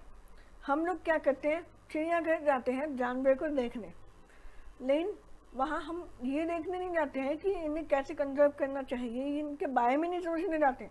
हम बस इनकी शक्ल देख के आ जाते हैं, ये गलती हो जाती है। नेशनल पार्क्स आपको पता होगा, आप मेरे बहुत से लोग गए होंगे नेशनल पार्क में, या बहुत से लोग वाइल्ड लाइफ सेंचुरी में भी गए होंगे। तो अब इन सब के बारे में हम एक एक करके चर्चा करते हैं।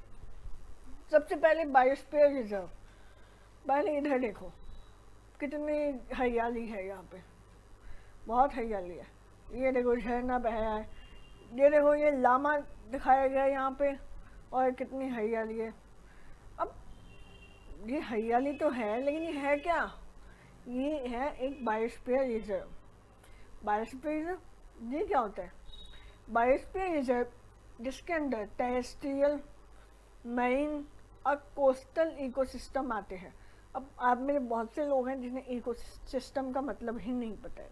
हाँ, मैं मानता हूँ, क्योंकि ये टर्म हायर लेवल की है और अभी क्या ये हायर लेवल में भी सिर्फ बायो के स्टूडेंट्स को ही पढ़ाई जाती है और किसी को नहीं। ये चीज़ थोड़ी गलत है, लेकिन मैं समझाने की कोशिश करूँगा कि इकोसिस्टम जहाँ पे एक तरीके से आप ये समझ लीजिए, वो इकोसिस्टम जहाँ पे लिविंग ऑर्गेनिजम्स नॉन लिविंग के साथ रहते हैं। जैसे ये लामा है, यहाँ पत्थर भी है, पहाड़ है, नदी है, ऐसे ये इकोसिस्टम है। बहुत सारे इकोसिस्टम होते हैं, जैसे टेरेस्ट्रियल इकोसिस्टम। अगर आपको एग्जांपल देखना है तो ये टेरेस्ट्रियल इकोसिस्टम है, ये टेरेस्ट्रियल इकोसिस्टम है। मैरीन इकोसिस्टम के लिए जैसे आपके हो गए सी हो गए, ओशन हो गए। कोस्टल इकोसिस्टम में आ जाते हैं आपके बीच। तो चलो अब इसके बारे में ज़्यादा चर्चा ना करें तो each side promote solution reconciling the conservation of biodiversity with its sustainable use. अब यहाँ होता क्या है, कैसे बचाते हैं? यहाँ पे यहाँ क्या करते हैं, जो स्पीशीज़ बहुत कम है, एंडेंजर्ड जिन्हें कहा जाता है, उन स्पीशीज़ को यहाँ रखा जाता है उनके नेचुरल हैबिटेट में। उन्हें ऐसे रखने का फ़ायदा क्या है? यही बात है, जब किसी व्यक्ति को घर नहीं मिलता तो वो व्यक्ति सर्वाइव नहीं कर पाता। बस्ती में भी बेशक अगर वो रहता है, स्लम में भी अगर रहता है ना, वहाँ पे उसका कम से कम शहद तो है, लेकिन वहाँ अगर वो भी ना हो, अगर कोई रोड पे सो रहा है, मेरा बस्ती में नहीं है वो, तो उसके सर्वाइव करने के चांसेस बहुत कम होते हैं। इसी तरह जब एनिमल अपने नेचुरल हैबिटेट नहीं पा पाता अपना, तो उनका सर्वाइव करने के चांसेस और कम हो जाते हैं। तो ये एक तरीके से कोशिश है कि उनको उनके नेचुरल हैबिटेट में वापस लाया जाए। अब इंडिया में कुछ बायोस्फीयर रिजर्व हैं, जैसे नीलगिरी बायोस्फीयर रिजर्व जो कहाँ है? तमिलनाडु में। नंदा देवी बायोस्फीयर रिजर्व ये कहाँ है? उत्तराखंड में। सुंदरबन बायोस्फीयर रिजर्व, सुंदरबन से आप लोगों को पता है एक जंगल है, कहाँ पे? वेस्ट बंगाल में, जहाँ पे टाइगर्स पाए जाते हैं, हमें पता है। ये नीलगिरी, नंदा देवी और सुंदरबन ये अब तक के टॉप 3 बायोस्फीयर रिजर्व है इंडिया के। अब ये तो हो गई बायोस्फीयर रिजर्व की बात की, आके हमें कैसे बायोस्फीयर रिजर्व में जानवरों को बचाया जाता है। अब आ जाइए चिड़ियाघर में। पहले ये देखिए, अब इस इमेज को देख के ना बहुत से लोग कहेंगे कि सर आप तो एनिमल लवर होने की बात करते हो, लेकिन आप ये देखो ना कि ये तो जंगल में नहीं है, ये लोग तो कैद हैं जेल में। ये कैद नहीं है, आप गलत मत समझा करो। जूलॉजिकल पार्क को हमने आज तक जानवरों का जेल समझा, लेकिन इंसान की बात ही नहीं समझ पाया। जूलॉजिकल पार्क हमने इसलिए बनाए हैं ताकि ये जो जानवर हैं जो नेचुरल हैबिटेट नहीं ले पाए अपने, क्यों? बहुत सी वजह है उसकी कि मैं अब जो उनकी नेचुरल हैबिटेट है वहाँ पे इनके लिए कंपटीशन ज़्यादा बढ़ जाता है, कभी कभी कि ये ज़्यादा वीक हो, तो इस वजह से इन्हें प्रिजर्व करके रखा जाता है ताकि आने वाली जनरेशन को तो ये बढ़ा सके, ताकि अपनी पॉपुलेशन को एक्सटेंड करने में कोशिश कर सके। ये इसलिए है ताकि ये जल्द ही ना मरे। Zoological park is a facility in which animals are housed, not jailed, within enclosures, cared for and bred for conservation purposes. अब आप में से बहुत से लोग होंगे जो इसको थोड़ा सा गलत समझ बैठते हैं, लेकिन मैं बार बार यही बात कहना चाहूँगा, जूलॉजिकल पार्क अगर आप जाते हैं तो कभी भी ये चीज़ मत समझिए कि हम वहाँ जानवर को देखने जाएं। आप ये समझिए हम वहाँ इसलिए जाएं ताकि हम ये समझ सकें कि हमने इनका घर छीन लिया तो अब इनका क्या हाल है। आप सोच के देखिए, अगर यहाँ पे हमारे घर पे पेड़ उगते और ये जानवर रहते हैं यहाँ पे और हमें इस तरीके से ये लोग प्रिजर्व करते, तो थोड़ा सा हमें बुरा तो लगता, लेकिन मजबूरी होती, कंपटीशन टफ होता। वही यहाँ पे है कि इन्हें भी बुरा लगेगा, लेकिन इनकी मजबूरी है। लेकिन ये चीज़ गलत है कि यहाँ पे इनकी रखवाली नहीं होती। हाँ, बहुत से होते हैं, बहुत से ऐसे छोटे मोटे चिड़ियाघर हैं जिन्हें तो जहाँ पे मैं गया हूँ, छोटे मोटे चिड़ियाघर बहुत हैं जहाँ मैं गया, तो मैंने देखा वहाँ पे तो ये लिखा ही नहीं है कि इनका साइंटिफिक नेम ही नहीं लिखा होता, इनके बारे में ज़्यादा चीज़ें लिखी नहीं होती जो कि लोगों को समझ नहीं है। ऐसा क्यों है? क्योंकि वो जिन्होंने चिड़ियाघर बनाया है वो छोटे मोटे, उन्होंने ये सोच के बनाया कि ये तो बस जानवरों को दिखाने के लिए है। ये चीज़ नहीं होनी चाहिए थी। यहाँ पे आपको एक परफेक्ट बोर्ड मिलना चाहिए। जैसे यहाँ पे आपको लेपर्ड दिख रहा है, लियोपर्ड,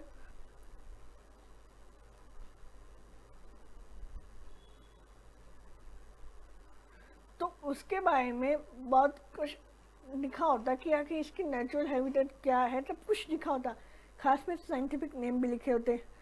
लेकिन वहाँ पे बहुत सी जगहों पे ऐसा नहीं हो पाता, तो इस चीज़ को हमें गौर करना चाहिए। These animals are shown to public to let them also know the importance of those species. वही बात जो मैं कह रहा हूँ कि इन्हें इसलिए दिखाया जाता है कि आखिर इनकी भी इम्पोर्टेंस है अर्थ पे, इन्हें बचाओ, इन्हें मारो मत। जब भी गांव में कोई टाइगर घुस जाता है ना, लोग क्या करते हैं, मार देते हैं उसे। बेशक सामने जाके तो कोई मार नहीं पाएगा, तो मैं अब गोली चला लेंगे उस पर, कुछ भी करके उसको मार डालते हैं, क्योंकि उनका मानना है कि अगर टाइगर यहाँ आया है तो उनके बच्चों को खाएगा। लेकिन थोड़ा सोचो, तुम उनके घर में हो और तब भी तुम उन्हीं को भगाए हो उनके घर से। नहीं, ऐसी बात है तो इसे किसी और जंगल में छोड़ के आते हैं, बहुत कम, नहीं तो मैक्सिमम क्या करते हैं, मार देते हैं। आज हमें टाइगर को नेशनल एनिमल क्यों बनाना पड़ा? टाइगर से हमारी माइथोलॉजी इतनी नहीं जुड़ी है जितनी गाय से जुड़ी है। पॉइंट। गाय को हम ज़्यादा इम्पोर्टेंस देते हैं टाइगर से ज़्यादा, पॉइंट। लेकिन हमने तब भी टाइगर को ही क्यों बनाया, गाय को क्यों नहीं? इसकी वजह ही ये है क्योंकि गाय की पॉपुलेशन अभी भी स्टेबल है, लेकिन टाइगर की पॉपुलेशन बहुत कम। और कहा जाए ना, सबसे ज़्यादा अर्थ पे सबसे ज़्यादा टाइगर किस देश में है? इंडिया में। आप सर्च करना, सबसे ज़्यादा टाइगर की पॉपुलेशन किस देश में? इंडिया में। अब ऐसे में हमें टाइगर्स को प्रिजर्व करना चाहिए। और ऐसे ही सबसे ज़्यादा एशिया के अंदर लायन कहाँ पे पाए जाते हैं? इंडिया में। कहाँ पे? ग्रे फॉरेस्ट में। इन्हें भी प्रिजर्व करना चाहिए, इसलिए इनकी इम्पोर्टेंस ज़्यादा है। ये मत समझा करो कि मैं ऐसे ही रख लिया कि हमें सोचना था कि कोई नेशनल एनिमल होना चाहिए तो रख लिया, उसकी कुछ मतलब निकलता है कि उसको नेशनल क्यों बोला गया है। इसलिए कोई मान्यता से नहीं, कोई धर्म से ले लेते नहीं माना गया है इसे, इसलिए इन्हें बचाने के इसलिए तो 1980 के बाद इसको नेशनल एनिमल माना गया था, वरना इंडिया तो 1947 में आज़ाद हुआ था। 1989 में इसे फर्स्ट टाइम नेशनल एनिमल माना गया था। ठीक है, अब कुछ एग्जाम्पल देख लेते हैं। चिड़ियाघर तो हर कोई गया है, बहुत कम लोग होते हैं जो नहीं गए होंगे एक बार भी। लेकिन जैसे दिल्ली में नेशनल जूलॉजिकल पार्क, कश्मीर में है डैचिंगम जूलॉजिकल पार्क, मैसूर में है मैसूर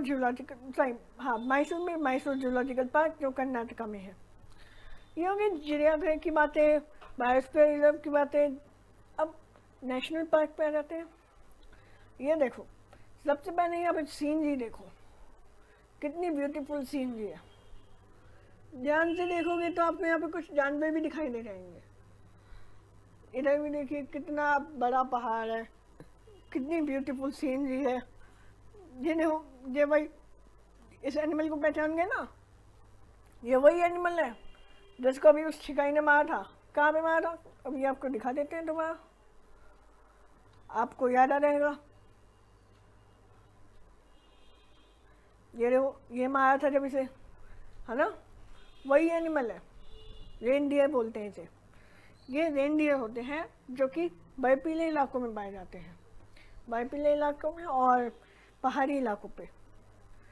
तो अब ये सीनरी दिखा के मैं क्या दिखाना चाहता हूँ कि एक बात सोचो, इंसान इतनी बड़ी बड़ी इमारतें बना चुका है। बुर्ज खलीफा जो कि हिमालय से कुछ इंच बड़ा है, यस, बुर्ज खलीफा हिमालय जो कि दुनिया का सबसे बड़ा पहाड़ है उससे कुछ इंच बड़ा है, लेकिन इतनी बड़ी इमारत के होते हुए आप बुर्ज खलीफा देखना ज़्यादा पसंद करेंगे या हिमालय? भाई मुझे आपका तो नहीं पता, लेकिन अगर मैं होता तो मैं हिमालय देखने को जरूर जाता। जी हाँ, नेचर बहुत खूबसूरत है। आपने जितना आज तक नेचर देखा है ना अपने गली मोहल्ले में, या ज़्यादा से ज़्यादा आपने चिड़ियाघर में, या उससे भी ज़्यादा तो भी आपने कहीं और नेशनल पार्क में ही सही, ऐसी जगहों पर अगर आपने देखा है ना तो वो कम है। रियल फॉरेस्ट में जाके देखो, वैसे भी आजकल रियल फॉरेस्ट यानी बायोस्फीयर रिजर्व और नेशनल पार्क ही बचा है। मतलब यहाँ पे जाके देखोगे ना तब आपको थोड़ा समझ में आता है कि नेचर के अंदर अगर हम देखें, नेचर के अंदर पीस मिलती है, शांति। और मेरे को तो, मैं तो यही मानता हूँ, इंसानों की दुनिया में मुझे शांति नहीं दिखती, लेकिन जानवरों की दुनिया में और नेचर के अंदर मुझे शांति दिखती है। वो शांति जो चाहिए होती है सबको। चलो ये तो मेरी बात हो गई नेशनल पार्क की बात करें। National park is a natural park in use of conservation purposes created and protected by government. ये वो नेचुरल पार्क है, वो जंगल हैं जिन्हें गवर्नमेंट ने बनाए हैं और प्रोटेक्ट कर रखा है। अब गवर्नमेंट ने इसके लिए ये क्यों बनाए? क्योंकि उन्हें पता है अगर कोई व्यक्ति अपना जंगल बनाएगा, कोई ना कोई आके तो उसको ले जाएगा, है ना, पैसे दे देगा उसे, ले जाएगा। लेकिन अगर गवर्नमेंट ने कोई चीज़ बनाई है तो कम से कम कई साल तक तो रहती है ना चीज़ें। B.R. अम्बेडकर ने इंडियन कॉन्स्टिट्यूशन डिज़ाइन किया था, वो इतने साल तक चल रही है ना अभी भी। बेशक चेंजेस आते रहते हैं, वो टाइम टू टाइम लाने पड़ते हैं, लेकिन उतने चेंजेस नहीं आते ना। वो चीज़ तो है ना, वो चीज़ तो बननी नहीं चाहिए ना। या फिर बात करें तो फिर जितनी भी बाकी चीज़ें गवर्नमेंट ने बनाई, 500 के नोट नरेंद्र मोदी जी ने बंद करे थे, वो अब दोबारा थोड़ी ना चलते हैं। क्योंकि गवर्नमेंट, अगर वो RBI या किसी और ने बंद करे होते तो वो चल भी सकते थे, मानता हूँ, लेकिन गवर्नमेंट जब कुछ करती है तो वो मानना पड़ता है। Area is protected from human exploitation, very important point. यहाँ पे दूर दूर तक आपको इंसान नहीं मिलेंगे।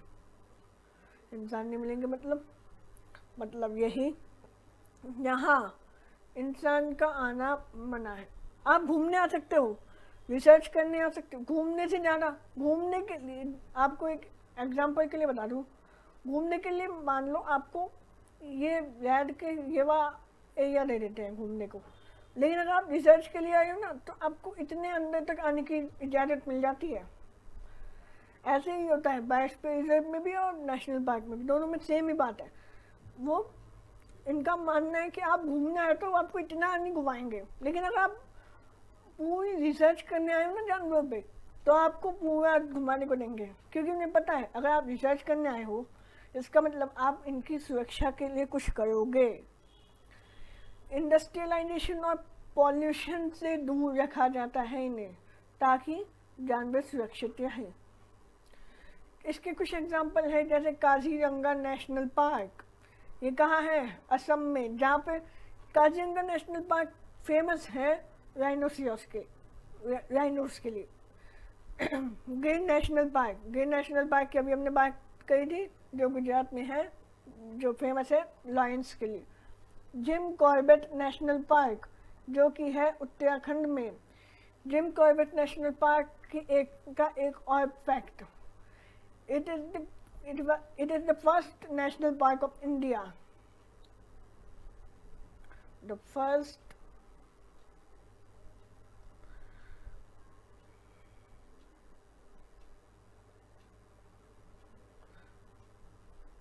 park of India. ये इंडिया का पहला नेशनल पार्क है, जिम कॉर्बेट नेशनल पार्क, जो कि फेमस है टाइगर्स के लिए। अब ये बात तो हो गई इन्हें। अब एक और है वाइल्ड लाइफ सेंचुरी। आप में बहुत सारे हैं, मैं नहीं हूँ, लेकिन मैं आज तक वाइल्ड लाइफ सेंचुरीज में गया नहीं। मैं चिड़ियाघर के अलावा कहीं गया नहीं, सच बताऊँ तो। लेकिन आप में बहुत सारे होंगे जो वाइल्ड लाइफ सेंचुरी गए होंगे या फिर नहीं गए होंगे। लेकिन वाइल्ड लाइफ सेंचुरी क्यों बनाए हैं? अब वाइल्ड लाइफ सेंचुरी के अंदर भी लोग कभी कभी यही बात कह बैठते हैं कि सिर्फ जानवर को देखने चले जाते हैं। नहीं, हमें वहाँ जानवर को देखने नहीं जाना है। अरे हमें जानवर को देख के क्या फ़ायदा, इमेज ही देख लो। ऐसे तो ये जो टाइगर की फ़ोटो है इसी को देख लो, हो गई बात। तो ये जो एलिफेंट की फ़ोटो है, देखो कितना मासूम बच्चा है ये एलिफेंट का, कितना ज़्यादा उदास सा दिख रहा है, इन्हें देख लो। लेकिन जबकि ये वाइल्ड लाइफ सेंचुरीज इसलिए बनाए थे ताकि जो रिसर्चर्स हैं वो यहाँ आए और उनके नेचुरल हैबिटेट को एक्सप्लोर कर सकें, ताकि वो इनको बचाने के लिए कुछ कर सकें। A wildlife sanctuary is an area where animals and birds can live protected and safe in their natural habitat, जैसे रहते थे वैसे, away from poaching and trafficking। अब poaching and trafficking क्या है कि ये जो जानवर हैं इनको आप मार नहीं सकते हो, यहाँ इनको आप ले जा नहीं सकते, इनके साथ आप कुछ नहीं कर सकते हो, और सेफ्टी आपकी रखी जाएगी। क्योंकि यहाँ पे अगर आपको टाइगर वगैरह दिखाएंगे तो सेफ्टी तो रखनी पड़ेगी। सिर्फ टाइगर की बात नहीं है, हर एनिमल से आपकी सेफ्टी भी रखी जाएगी। लेकिन हर एनिमल की सेफ्टी आपसे भी रखी जाएगी। आप इस जगह पे कुछ नहीं कर सकते सिवाय इन्हें देखने के और इनके नेचुरल हैबिटेट को समझने के अलावा। Wild life sanctuaries are mostly same as compare to national park. ये एक तरीके से नेशनल पार्क ही होते हैं। The only difference is that they are less restrictive। बस डिफरेंस ये यहाँ पे कम कानून है। कम कानून क्या है? वहाँ पे आप पेड़ नहीं काट सकते। यहाँ पे आप एक एरिया के अंदर, बाहर वाले एरिया में जो पेड़ है उसको काट के ले जा सकते हो। अब ऐसा क्यों है? क्योंकि भैया अगर ये इन्होंने सारी चीज़ों पे रिस्ट्रिक्शन कर दिया तो आप लोग ये हंगामा करते हो कि खाने को खाना नहीं मिल रहा, रहने को जगह नहीं मिल रही, ये नहीं हो रहा, वो नहीं हो रहा, लकड़ियाँ नहीं मिल रही, ये नहीं मिल रहा। आप लोग ही तो कहोगे फिर, इसलिए इतना तो करना पड़ेगा ना। अब कुछ एग्जांपल्स देखते हैं, जैसे पेरियार वाइल्ड लाइफ सेंचुरी, ये केरला में है। बांद्रा वाइल्ड लाइफ सेंचुरी, ये कर्नाटका में है। चिन्नार वाइल्ड लाइफ सेंचुरी, ये केरला में। दो केरला के और एक कर्नाटका के, साउथ इंडिया में ज़्यादा है।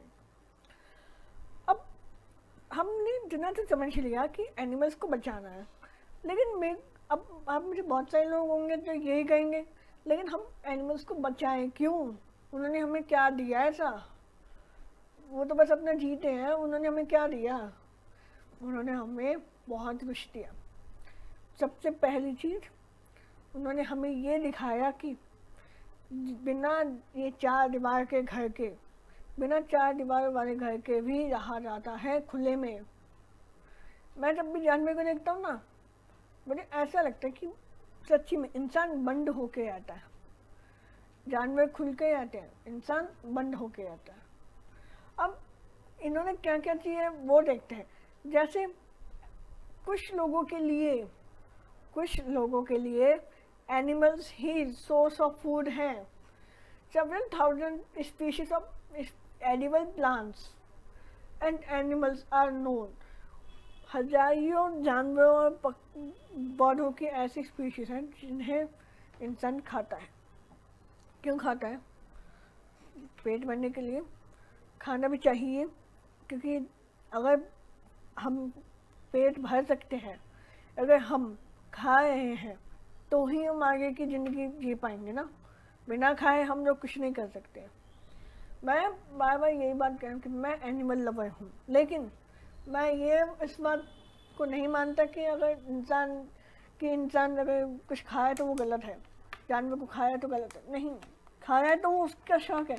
या ये कह लो ह्यूमन ओमनीवर्स है, वो पेड़ पौधे भी खा सकता है, फल खा सकता है, लेकिन जानवर भी खा सकता है। लेकिन अगर वो उसका गलत इस्तेमाल करता है ना पावर का, तो गलत बात है। However, 85% of the world's food production is made by cultivating plants and breeding animals. 85% हमारी डाइट की कैसे आती, कल्टिवेट प्लांट को कल्टिवेट करके, खेती करके, और एनिमल्स को पाल के। एनिमल्स को पाल के कैसे? एनिमल्स को पाल के का मतलब ये हुआ कि उन्हें, जैसे गाय का एग्जांपल ले लें, गाय का ना लेके हम ले लेते हैं चिकन्स का। चिकन आप पालते हैं, आपने मतलब जो बेचते हैं वो उन्होंने चिकन पाली है, उन्होंने अंडे दिए, फिर उस चिकन को आप मार के चिकन खा लेते हैं, या फिर उस अंडे से आप एग्स खा लेते हैं, ऐसे ब्रीडिंग ऑफ एनिमल्स करके। अब इनकी कुछ एस्थेटिक वैल्यू भी है। क्या है वो? Green forest, beautiful flowers, graceful beast, songbirds, colorful fishes provide grandeur to biosphere। अब सोचो, आंख बंद करो और सोचो, आपके चारों ओर हरियाली है, हरे भरे पेड़ हैं, बहुत सुंदर फूल है, आपके फेवरेट फूल हैं, बहुत सारे जानवर दिखे, जानवर ले लीजिए, हिरन है वहाँ पे, घोड़े हैं, ज़ेब्रा है, वो आराम से घास चरे, और पक्षियों की आवाज़ आ रही है, चिड़िया की आवाज़ आ रही है। नदी के अंदर देखा तो इतनी सारी रंग बिरंगी मछलियाँ हैं, शांति मिलती है ना। ऐसा लगता है ना कि सपनों में आ गए हो, लेकिन हमें ये सपने लगते हैं। एक ज़माना था, बहुत पुराना ज़माना, उस टाइम हमारे दादा वादा भी नहीं हुआ करते थे, उससे भी पुराने ज़माने की बात कर रहा हूँ। एक ज़माना था जब ये जो हमें सपने लगे हैं ना, ऐसा सोचकर ये हकीकत हुआ करती थी। लेकिन आज हमने क्या कर दिया, इसे सिर्फ सपना बना के रख दिया। ये जो पिक्चर आज आपको यहाँ दिख रही है, खूबसूरत दिखाई गई है, ये पिक्चर देख के ऐसा लगे कि कौन से सपनों की दुनिया होगी ये। लेकिन सोचो, इंसान से पहले यही दुनिया थी, और ये दुनिया सपना नहीं थी, ये दुनिया हकीकत थी जिसको हमने सपना बना दिया। लेकिन अब मैं क्या चाहता हूँ, मैंने ये सेशन क्यों लिया है, ताकि हम इस सपने को दोबारा हकीकत में कर सके। कैसे? कोशिश करेंगे। कोशिश करने में क्या रहा है, बेशक मुश्किल है जानवरों को वापस या फिर अर्थ को वापस इसी हालत में लाना, लेकिन कोशिश करो ना। कोशिश करने क्या पता हो जाए हम अर्थ को दोबारा सपनों की दुनिया में बना दें, हो सकता है ना। क्या ये जानवर नहीं आते ऐसे जो हमें घर की ज़रूरत चाहिए? ये भाई गर्मी तो इनको भी लगती है ना, जब हमें थोड़ी ना जरूरी है। हम भी ऐसे जी के देखें तो। और सबसे बड़ी बात, हम जो कंपटीशन कहते हैं ना आज के ज़माने में, इससे बड़े कंपटीशन से तो ये गुजरते हैं, ज़िंदगी और मौत के कंपटीशन से। हमेशा शेर इनके पीछे पड़े जाते हैं, लग्गर बग्गे हाइना इनके पीछे पड़े जाते हैं, आगे आगे भागते हैं। या फिर कह लो अगर कोई मांसाहारी है तो वो अपनी ज़िंदगी जीने के लिए, ताकि भूख से वो मर ना जाए, इसके लिए वो जानवर के पीछे पड़ा जाता है, भागते रहते हैं। इनसे ज़्यादा टफ कंपटीशन कोई सा नहीं है। कोई सा एग्ज़ाम वाला कंपटीशन भी इनसे इतना टफ नहीं हो सकता जितना इनकी ज़िंदगी का कंपटीशन होता है। तो ये कहना कि हमारी लाइफ बहुत डिफ़िकल्ट है, ये गलत है। हमें कहना चाहिए हमारी लाइफ बहुत इजी हो गई है, लेकिन इतनी इजी हो गई है कि हम ये नहीं समझ पाए कि आखिर नेचर ने कैसे कंपटीशन रखे हुए थे। जब नेचर दोबारा से कंपटीशन शुरू करेगी ना, तब हमें मुश्किल हो सकती है। इस चीज़ को समझ लो, कोशिश करो। नेचर से जितना ज़्यादा जुड़े रहोगे ना, उतना आप सुरक्षित हो अर्थ पे। नेचर की पकड़ को छोड़ते ही अगर आप आर्टिफिशियल दुनिया में ही रहने लग गए, तो आपके लिए ये दुनिया हकीकत रहेगी जो आज है, और ये जो दुनिया आपको दिख रही है ये सपना बन के रह जाएगी। ये इतने सुंदर बादल, ये सुंदर सुंदर पहाड़, घोड़े घास चरते हुए, ये सपना रह के रह जाएगी। इसे बचाना है हमें। यहाँ पे आपको फिश की फोटो दिखाई है, बहुत से लोग खाते होंगे, ये इसलिए दिखाई है ये बताने को कि हम कैसे इनका वो खा भी सकते हैं। A world without these magnificent creatures would be dull place for man to live. अब वही बात कि इसके बिना सोचो तो, अगर जानवर नहीं होंगे तो पेड़ पौधे भी कैसे ज़्यादा होंगे, कम ही होंगे। आप सोचो, जो हम कहते हैं उड़ने वाली गाड़ी आएगी, उड़ने वाली गाड़ी आएगी, वो वाली दुनिया देखो जो तुम्हारे माइंड में चलती है, और ये वाली दुनिया देखो जो रियलिटी थी। दोनों में कितना अंतर है और कौन सी सुंदर है आप जानते हैं, और मुझे बताना कमेंट करके। अब आगे चलते हैं। अब कुछ इकोसिस्टम सर्विसेज भी करते हैं ये। Biodiversity plays a major role in many ecosystem services such as replenishing oxygen through photosynthesis. हमें हमारा जीवन जिसके बिना हम कुछ नहीं, हवा, ऑक्सीजन इन्हीं से मिलती है, प्लांट्स से मिलती है। और प्लांट्स को भी मदद कौन करते हैं? यही जानवर। हम मदद इतनी नहीं करते जितने जानवर करते हैं, और हम इन्हीं को मारते हैं। पॉलिनेशन होता है बीज के थ्रू, बर्ड्स के थ्रू, और कुछ जानवर भी पॉलिनेशन में मदद करते हैं। अब पॉलिनेशन से क्या होगा? ये तो मधुमक्खी है, अगर ये आलस दिखाए हमारी तरह, जैसे मैं अभी थोड़ा बहुत आलस दिखा बैठता हूँ, वीडियोस लेट आ जाती हैं थोड़ी, ऐसे अगर ये आलस दिखाएंगी, शहद नहीं बनेगा। शहद नहीं बनेगा तो सबसे ज़्यादा प्रॉब्लम पता किसको होगी? इनसे ज़्यादा प्रॉब्लम आप लोगों में से उनको होगी जो शहद पे निर्भर है। हाँ, बहुत से लोग होते हैं जो शहद पे निर्भर होते हैं, उनको ज़्यादा प्रॉब्लम होगी। या फिर सबसे बड़ी बात, ये ग्लोबल क्लाइमेट को रेगुलेट करने में भी मदद करते हैं। ये स्टेबल करके रखते हैं क्लाइमेट को। अब इकोलॉजिकल बैलेंस बनाया हुआ है इन जानवरों ने। कैसे? All organism are adjusted in food chain and interact with their abiotic environment in such a way as to keep the natural cycle, make the ecosystem a self-sustaining unit. Disappearance of any link of food chain may upset nature's balance and create problems. अब problem किसके लिए create होगी सबसे ज़्यादा? अगर ये food chain थोड़ी सी भी डिस्टर्ब होती है ना, सबसे पहले प्रॉब्लम हमको होती है। क्यों होती है? क्योंकि हम लोग इस पे पूरी तरह से निर्भर है, लेकिन हम इस बात को नहीं मानते। हम लोग चाहे कितना भी अपने आप पाउडर मिल्क भी अगर बनता है ना, उसके लिए भी रियल मिल्क की ज़रूरत बनती है।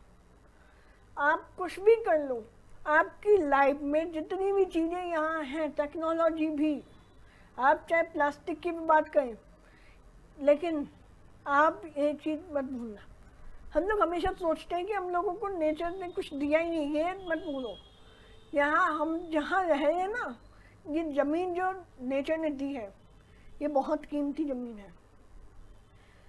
अर्थ पे जिंदगी होना बहुत बड़ी बात है, क्योंकि अब तक के रिसर्च के मुताबिक अभी तक और किसी प्लानट पे जीवन नहीं आया। सबसे बड़ी बात। तो हमें ये नहीं सोचना चाहिए कि हमारा जीवन अनमोल है, हमें ये सोचना चाहिए कि हमसे ज़्यादा अनमोल तो हमारी धरती है। हमें धरती को बचाना चाहिए। धरती को बचाने के लिए क्या करना होगा? जानवरों को बचाना होगा, पेड़ पौधों को बचाना होगा, इन्हें ख़त्म होने से रोकना होगा। अब सबसे इम्पोर्टेंट बात, इन्हें भी जीने का अधिकार है। ये देखो, ये बेचारा बंदर कितना उदास है, सर्कस के जेल में बंद है। अर्थ was created for all life, not just human life. कितनी बड़ी बात कही है कि अर्थ हर ऑर्गेनिज्म के लिए बनी थी, हर जिंदगी के लिए बनी थी, हर किसी को जीने का अधिकार था। लेकिन हमने क्या कर दिया कि हमारा जीना जरूरी है जानवरों से ज़्यादा, कि ये जिए मरे इनके लिए तो बात एक ही है। लेकिन नहीं, जानवर के लिए कभी भी जीने मरना एक बात नहीं होती। हम में भी दिल है, उनमें भी दिल है।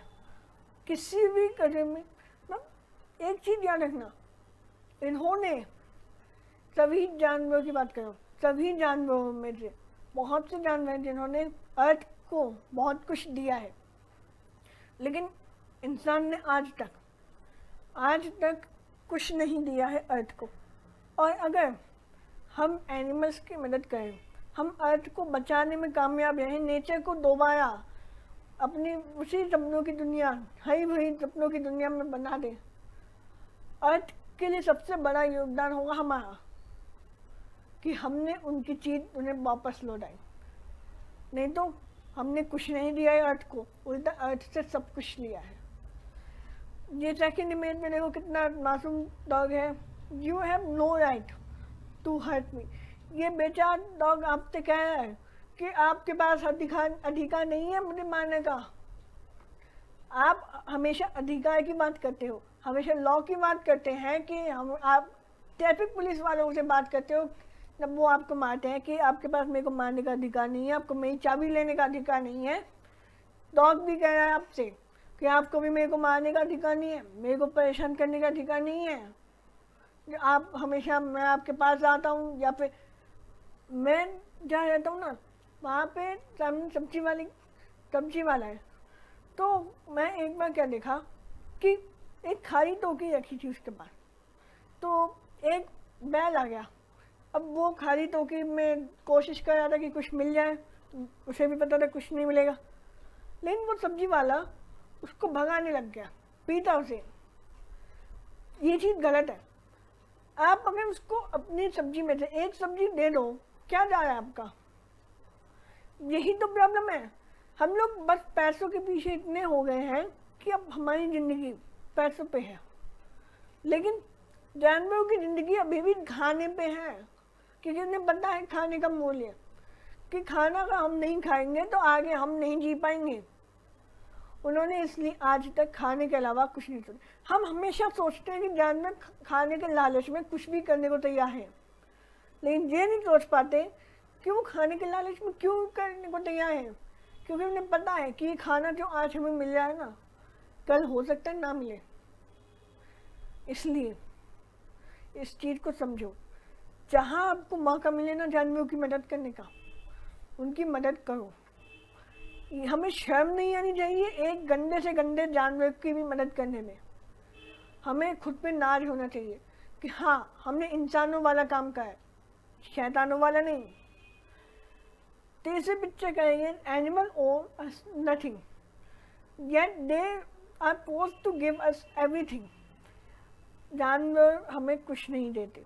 जानवरों से नेचर ने पहले ही जानवरों को बोल रखा था कि इन्हें कुछ नहीं देना है, लेकिन हमने ज़बरदस्ती इनसे लिया। चलो ठीक है, मानता हूँ कि अगर जानवर से हमें कुछ ना मिलता तो हम कैसे जीते, ठीक है, लेकिन मज़े के लिए मारना वो तो गलत है ना।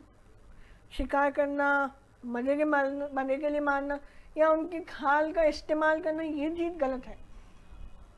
और सबसे बड़ी बात, हम क्या करते हैं कि हम ये नहीं देखते कि आखिर हम ये तो देखते हैं कि जो इंसान है वो इंसान को बीतते हुए देखकर थोड़ा तो नहीं सोचता है कि नहीं ये गलत है, लेकिन हम इंसान जानवर को बीतते हुए जहाँ से ये नहीं सोचते कि आखिर वो जानवर क्या सोचता है हमारे बारे में।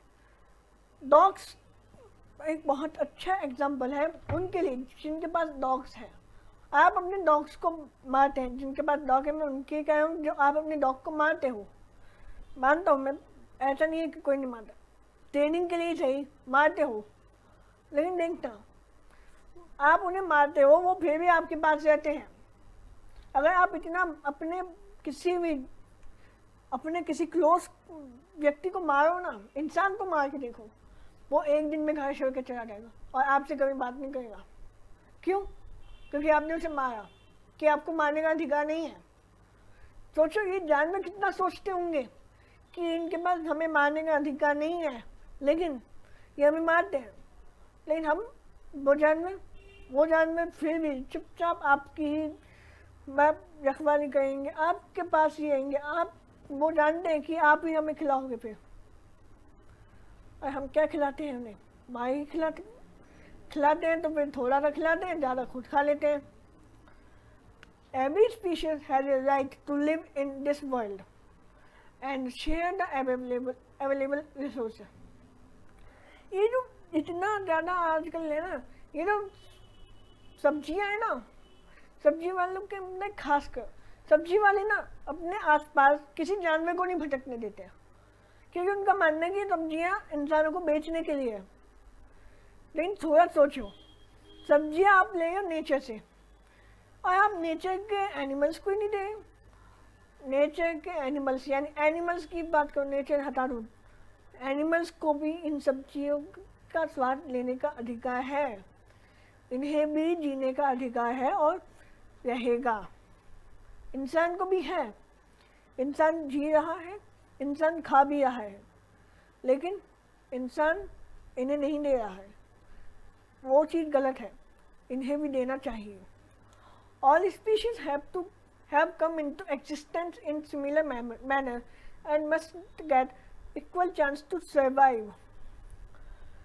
हर जानवर की बात करें, मतलब आपको पता है कि सबका जन्म एक सेल से ही हुआ था, कि एक सेल से वे अलग अलग जानवर बने हैं, लेकिन हर जानवर एक साथ इस धरती पर आए थे, तो इन्हें साथ में सर्वाइव करने का चांस क्यों नहीं? इन्होंने आपका क्या बिगाड़ा है? इन्होंने बस आपसे घर ही तो मांगा था, आपने घर नहीं दिया, चलो ठीक है नहीं दिया, आपने अपने पास रख लिया, गली में रखा, उन्हें उसमें कोई एहतियात नहीं। इन्होंने फिर कहा चलो ठीक है घर मत दो, हमें खाने को दे दो बस, क्योंकि हमें खाना नहीं मिल पाता यहाँ पे। हम आपको मारते हैं तो आप हमें मार देते हो, या हमारे पूरे परिवार को मार देते हो, हम आपको मार नहीं सकते, आप हमें खाना दे दो, खाना आप देते नहीं हो, तो क्या करें वो? फिर वो छोटी छोटी बिल्लियाँ छुपके से घर के अंदर आ जाती हैं, छुपके से किचन से सामान ले जाती हैं, तो आप उनको गलत समझ पाते हो। क्या खाएं वो? जब उन्हें ये नहीं मिलेगा, उन्हें सर्वाइव करने के लिए आपने कुछ दिया नहीं, तो कैसे वो सर्वाइव करें? ये जितने भी हमने चिड़ियाघर बना लिए, नेशनल पार्क बना लिए, बायोस्फीयर बना लिए, वाइल्ड लाइफ सेंचुरी बना ली, लेकिन इन सब से काम नहीं चलेगा। काम ये सब कुछ सही होगा जब सब लोग अपने दिमाग से सोचें कि हम इंटेलिजेंट एप हैं, हम इंटेलिजेंट ऑर्गेनिज्म हैं, लेकिन हम इंटेलिजेंट काम नहीं करते, इंटेलिजेंस हम दिखाते नहीं हैं, हम सबसे ज़्यादा अनपढ़ों वाले काम करते हैं। सबको जीने का अधिकार होना चाहिए। Man should honor their right and let the wildlife flourish. As humans knowing well the importance of wildlife, we should strive and propagate for its protection. हमें समझना पड़ेगा, क्योंकि एक वक्त ऐसा आने की बोली गई है कि अगर जानवर खत्म हो गए ना, हमारा जीना मुश्किल है। हम लोग अभी क्या कर रहे हैं? एक सच बताऊँ, हम लोग अभी दूसरे प्लैनेट पे जीवन ढूंढ रहे हैं। मैं मानता हूँ किसी प्लैनेट पे मिल जाएगा, आराम से मिल जाएगा, लेकिन बहुत मुश्किल से मिल जाएगा, लेकिन मिलेगा।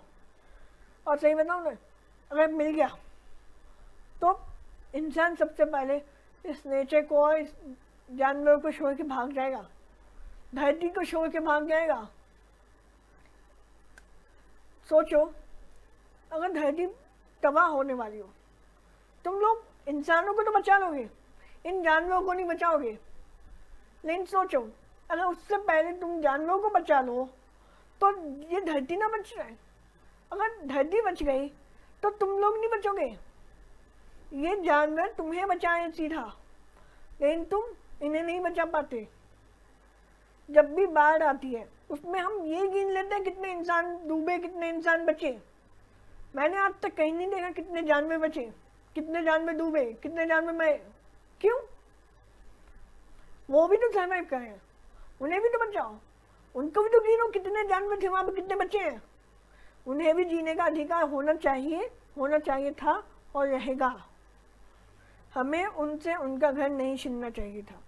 छीन लिया, मैं मानता हूँ, ठीक है, छीन लिया, लेकिन उनको जीने दो। ऐसे नहीं कि आपके सामने कोई भी गली का कुत्ता आ जाता है, छू छू करके हटा दो उसे। ये चीज़ बहुत गलत है। हमें समझना पड़ेगा कि जानवरों के बिना बहुत ज़्यादा डरावनी दुनिया हो जाएगी हमारी, बहुत डरावनी, जैसे कहते हैं। Now we all make a promise to ourself that we will protect these animals as much as possible and give them back their right to live. अब मैं अंत में बस यही कहना चाहूँगा कि लास्ट में हमें अपने दिल पे हाथ रख के एक प्रॉमिस करना चाहिए कि हम जितना ज़्यादा हो सके इन जानवरों की मदद करेंगे। मैं ये नहीं कह रहा हूँ कि बिल्कुल इन जानवरों की मदद को पैसे पूरे लगा दो, मैं बिल्कुल नहीं कह रहा हूँ। जितना आप कर सकते हो, चाहे आपने एक कुत्ते की जान भी बचाई है, बचाओ। एक कुत्ते की जान बचाना भी आपके बहुत बड़ा पर्स हुआ। लेकिन कुछ भी ना करना ये सोच के कि इनको बचा के कुछ नहीं होगा, वो बहुत बड़ी बेवकूफ़ी हो जाती है। आज 4 अक्टूबर वर्ल्ड एनिमल्स डे। मैं यही आप सबसे रिक्वेस्ट करना चाहूँगा कि प्लीज़ इस मैसेज को, मैं लाइक करने को नहीं कह रहा हूँ, अगर आपको सेशन अच्छा ना लगे तो डिसलाइक को। सेशन बहुत लंबा था क्योंकि जिसमें मैंने अपने दिल की बात पहली बार खुल के बोली है। जी हाँ, आज तक मैं अपनी बात खुल के बोल नहीं पाया हूँ। ये आज मुझे सच्ची में मैं ही जानता हूँ कि मुझे ये सेशन देने में कितनी खुशी हुई है। लेकिन मुझे पता है आप मेरे बहुत से लोग तो सो रहे होंगे, थक गए होंगे देख देख के। प्लीज़, लेकिन इस सेशन को जितना हो सके उतना ज़्यादा से ज़्यादा लोगों को शेयर करिए। और प्लीज़ अगर आप लोग सच्ची में जानवरों के लिए कुछ करना चाहते हैं तो प्लीज़ कहिए और मुझे कमेंट में बताइए कि आपने क्या किया है। आप अगर एक जानवर को खाना भी खिलाते हैं ना एक वक्त का, वो बहुत बड़ा दान है इंसानों की तरफ से, क्योंकि इंसान इतना भी नहीं करता। इंसान को बचाने के अलावा कुछ नहीं कर सकता। इसलिए इस चीज़ को समझो और जानवरों की ज़िंदगी भी ज़िंदगी है, इस चीज़ को समझो और कभी भी इन जानवरों के साथ बुरा मत होने दो। तो अब मैं इतना ही सेशन रखना चाहूँगा।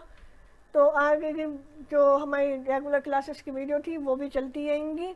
अभी मैं इस सेशन की वजह से थोड़ा लेट हो गया था, तो नेक्स्ट क्लास से हम पुरानी रेगुलर क्लासेस की वीडियोस भी चलाते रहेंगे। तब तक के लिए लाइक करना है तो करो, नहीं तो नहीं। लेकिन इस सेशन को शेयर जरूर करो बहुत सारे लोगों में, बहुत सारे अपने इंस्टाग्राम पे शेयर करो, अपने व्हाट्सएप पे शेयर करो, हर जगह शेयर करो। क्योंकि ये सेशन मेरे लिए नहीं है, ये सेशन मेरे लिए बिल्कुल इम्पोर्टेंट ना होता अगर ये सेशन उन जानवरों के लिए है जिनको हमारी ज़रूरत है।